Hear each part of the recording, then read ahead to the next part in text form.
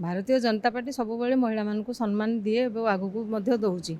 जदि सेमती किसी आम दल तांकर आमर जो मैंने मुख्य रही निश्चित भाव में चिंता करुँच किसी अलग होती महिला भाव में कहूँ सेमती हवा उचित नुहे किंतु आम दल प्रति सचेतन अच्छी महिला मान केमती न्याय पाइब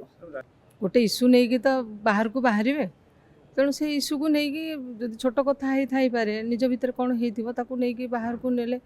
विरोधी दल ना केमती स्थान रोटे विरोध करुँच कि विरोधी दल साइलेंट हो गला जो अपमान हम तेणु से विरोध करवा विरोधी दलर तो धर्म है विरोध करवा तेणु आम दलर कर्तव्य होउची जदि कौटे महिला मानक सेमती आम दलरू आमर जो नेता मैंने अच्छा आम समस्ते अच्छु आम निश्चित भाव में चिंता करुँ महिला मानक सम्मान दिहब जार जोटे जार जहाँ भूल हम सी निश्चित आम दल सरकार पदक्षेप नेबे।